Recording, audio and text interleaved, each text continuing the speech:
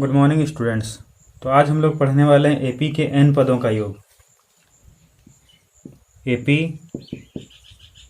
के एन पदों का योग। तो सबसे पहले हम लोग इसका फॉर्मूला देखेंगे। फार्मूला कहाँ से आया है, फार्मूला को कैसे याद रख सकते हैं ताकि हम भूलें नहीं, और उस फार्मूले की मदद से हम लोग प्रश्नों को कैसे हल कर सकते हैं।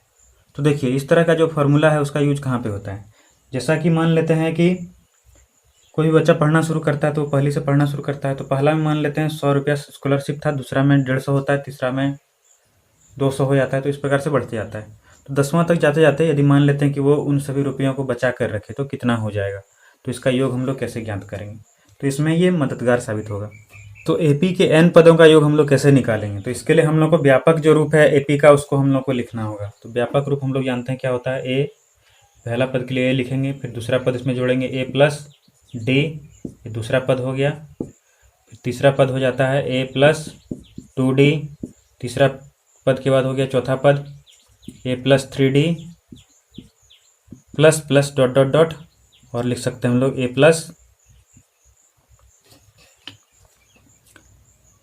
n माइनस 2d, और फिर प्लस ए प्लस n माइनस 1d। ठीक है। अब चूंकि हम लोग को फार्मूला निकालना है इसलिए हम लोग एक ट्रिक यूज करेंगे। ये जो लिखा हुआ है एक बार सीधा लिखा हुआ है, एक बार हम लोग इसको उल्टा लिख देते हैं। यानी कि दूसरी बार में हम लोग इस प्रकार से लिखेंगे। यहाँ पे लिखेंगे ए, इसके सामने लिखेंगे प्लस में ए प्लस डी, देखिए जो यहाँ पे लिखा हुआ है। उसके बाद हम इसके जगह पे लिखेंगे, यहाँ पे लिखेंगे अंतिम वाला पद। तो अंतिम पद हम लोग का क्या है, a plus n minus 1d plus, यहाँ पे लिखेंगे दूसरा पद, देखिए अंतिम से दूसरा ये है तो लिखेंगे ए प्लस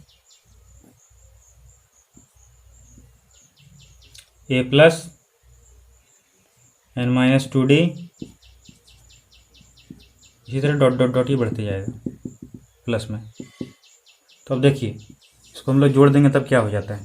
तो यहाँ पे जोड़ने पे होता है ये 2a plus n minus 1d। इसे हम लोग यदि जोड़ते हैं तो यहाँ भी देखिए ये हो जाएगा 2a प्लस, ये यहाँ भी जोड़ने पे हो जाएगा n माइनस 1d प्लस, फिर से ये जुड़ते जाएगा और सब जगह एक ही चीज़ आएगा 2a plus n minus 1d। और ये कितनी बार आएगा, n बार आएगा, n बार। तो यहाँ से यहाँ तक जो है इसको हम लोग मान लेते हैं ये s के बराबर है। s यानी कि योग के लिए आया हुआ है। तो इसीलिए ये चूंकि 2 बार जुड़ा हुआ तो इसलिए 2s हो जाएगा। तो इसलिए हम लिखेंगे 2s बराबर, इतना को n से गुना कर देंगे तो n से गुना हो गया ये 2a plus n minus 1 into D. और फिर इसे हम लोग लिख सकते हैं, s को एक साइड रहने दिए, यहाँ पे एस एन लिख देते हैं, ज़्यादा अच्छा रहेगा क्योंकि n पदों को हम लोग जोड़े हैं।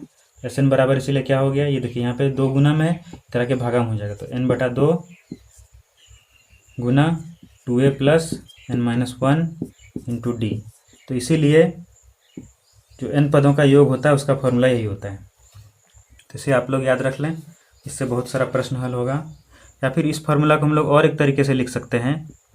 यहाँ पे इसको ऐसे भी लिख सकते हैं, एस एन बराबर n बटा 2 और ब्रैकेट में a प्लस, देखिए यहाँ पे जो a है इसको 2 भाग में तोड़ देते हैं, a plus n minus 1 into D.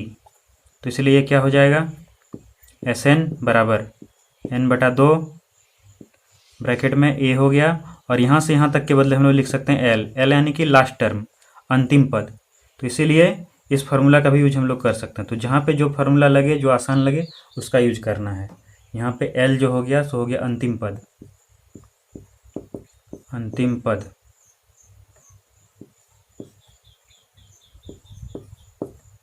तो आज के लिए इतना ही। यदि आप पूरा चैप्टर पढ़ना चाहते हैं तो हमारे प्लेलिस्ट को एक्सेस कर सकते हैं। पर जो आई बटन है उसे क्लिक करने से हमारा प्लेलिस्ट आपको मिल जाएगा। धन्यवाद।